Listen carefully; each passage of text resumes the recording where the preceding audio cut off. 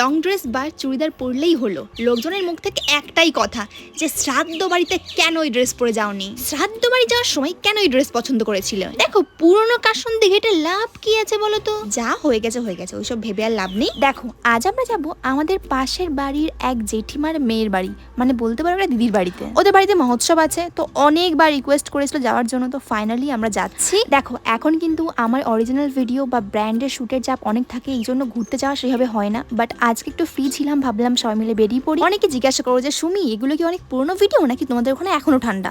না না, এগুলো পুরনোই ভিডিও। দেখো আমি ডেইলি 2টো করে ভিডিও আপলোড করছি, শর্ট প্লাস লং দিচ্ছি, তারপরেও সেই পুরনো ভিডিওগুলো শেষ হচ্ছে না। সো যখন কন্টেন্ট হয় না একসাথে অনেক হয়ে যায়, এই জন্য না একটা একটা করে পোস্ট করতে করতে আবার আজকে একটা ভিডিও করছি, কালকে একটা ভিডিও করছি, মানে সব ভিডিও পোস্ট করতে করতে সেই ওল্ড ভিডিওগুলো আর মানে পোস্ট করাই হচ্ছে না। দ্যাটস ওয়াই আস্তে আস্তে চেষ্টা করছি যে সব ভিডিওগুলো এখন ক্লিন করার। শুধুমাত্র ভিডিওগুলোই পুরনো, কিন্তু ভিডিওর মেমোরিগুলো খুব সুন্দর ছিল।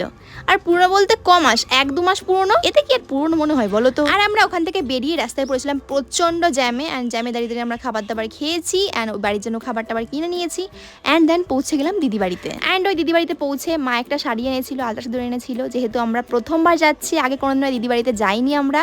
সো আর দিদির মেয়ের জন্য খাবার এনেছিলাম, মিষ্টি এনেছিলাম, তো সব দিয়ে দিলাম। দিয়ে দেখলাম যে মহোৎসব হচ্ছে, মানে গান বাজনা হচ্ছে। তারপরে কিছুক্ষণ বসতে না বসতেই আমাদের ওখান থেকে আরও লোকজন আসতে শুরু করে দিল।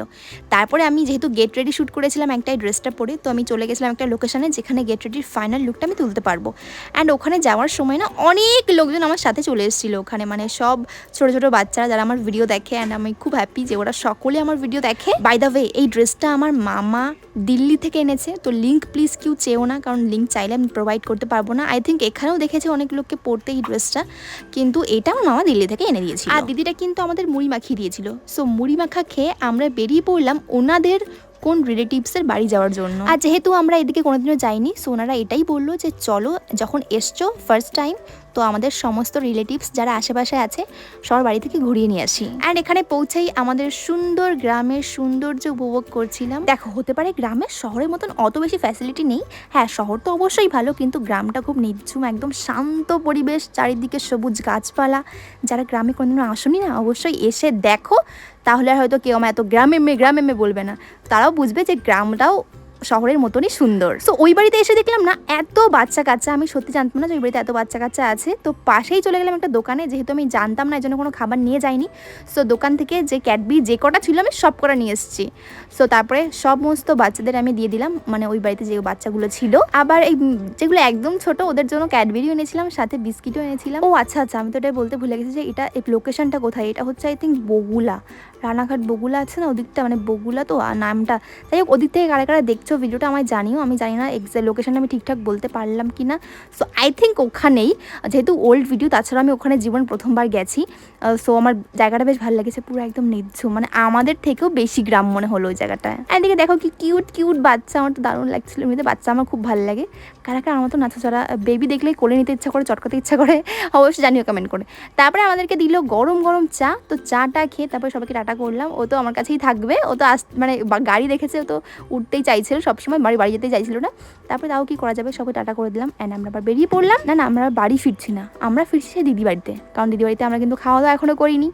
সো মহোৎসবের খাওয়া দাওয়াটা খেয়ে নিতে হবে, তারপর দেন বাড়ি ফিরতে হবে। আমি তো ভাবছিলাম দিদি বাড়ি ফিরছি, কিন্তু হঠাৎ মনে পড়লো যে আরে না না, আমাদের ঘোরা এখনও শেষ হয়নি। তো জেঠিমা নিয়ে গেল ওনার আরেকটা কোন রিলেটিভসের বাড়ি, যার বাপের বাড়ি আমাদের ওখানে, তো সে কিন্তু আমাদের ওখানে রয়েছে, কিন্তু তাদের বাড়ি আমরা দেখতে এসেছি। মানে কি অদ্ভুত কাহিনী তাই না? অ্যান্ড ওর বাড়িতে কি সুন্দর একটা ডগ ছিল, কি সুন্দর, একদম বিশাল কিউট। অ্যান্ড তারপরে দেখো ওই বাড়ির ওরা যে জাগুলো আছে না, মানে যে বউগুলো আছে ওই বাড়ির, তারা কিন্তু সকলে আমার ভিডিও দেখে। আমি বিশাল মানে খুশি হয়েছি, থ্যাংক ইউ সো মাচ এত ভালোবাসা দেওয়ার জন্য তোমাদের সকলকে, যতবার থ্যাংক ইউ বলবো কম হয়ে যাবে। তারপরে এবার ফাইনালি আমরা গাড়িতে উঠছি অ্যান্ড যাবো দিদি বাড়িতে।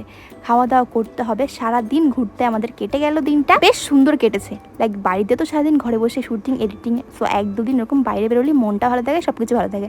অ্যান্ড দেখো এইদিকে দিদির মেয়েটা আমাকে বলছে যে আমার কাছেই থাকবে, ও পেছনে বসবেই না। সব বাচ্চারা আমাকে দেখার জন্য পাগল হয়ে যাচ্ছিলো, কিন্তু সকলকে তো সামনে ধরবে না, এই জন্য দুজনকেই আমি নিয়েছি। অ্যান্ড চলো ফরবার দিদি বাড়িতে যাই, আর গিয়ে দেখি খাওয়া দাওয়া করি, তারপর বাড়ি ফিরতে হবে, রাত হয়ে গেছে। বাড়িতে গিয়ে আমাকে রাতে ভিডিও গিয়ে এডিট করতে হয়েছে, ব্র্যান্ডকে ভিডিও দিয়ে তারপর ঘুমাতে হয়েছে। অ্যান্ড দেখো বাড়ি ফেরার সময় সময় আমার যে দিদির মেয়েটা আছে মানে ভাগ্নিটা আছে, ওর জন্য স্পেশালি মেলার থেকে খুব সুন্দর একটা ক্লিপ কিনেছিল ওর পছন্দ মতন। কিন্তু আমি যখন গেছি ও বলছে, সই মাসি তুমি খুব ক্লিপ পড়তে ভালোবাসো, আমি জানি তোমার ভিডিওতে দেখি, তো এই ক্লিপটা তোমার জন্য নিয়ে যাও। মানে এত ভালোবেসে দিয়েছে আমি নাও করতে পারছি না, মানে এত ভালোবাসা, তোমরা আমাকে এত ভালোবাসো কি বলবো। আর ও এত রিকোয়েস্ট করছিল সই মাসি থেকে যাও, যদি আমার কালকে শ্যুট বা এডিটিংটা না থাকতো, ব্র্যান্ডকে ভিডিও দেওয়ার চাপ না থাকতো, আমি অবশ্যই থেকে যেতাম। তো ও এত মন খারাপ করছিল, প্রায় কান্নাই করে দিচ্ছিল আমি যখন বাড়ি ফিরছিলাম। কিছু কারণে অন্য সময় আবার যাবো, আবার যখন ও আমাদের বাড়িতে আসবে তখন দেখা হয়ে যাবে। অ্যান্ড জেঠিমা কিন্তু বাড়ি ফেরেনি, মেয়ের বাড়িতে গেছে এতদিন, কেন ফিরবে, সো থেকে গেছে। অ্যান্ড আমরা সকলে বাড়ি ফিরছি। আর বাড়ি যাওয়ার পথে আমরা রোল নিয়ে গেছিলাম, ওটাই রাতে ডিনার করে জাস্ট খেয়ে দিয়ে ঘুমিয়ে পড়বো। Thanks for watching guys.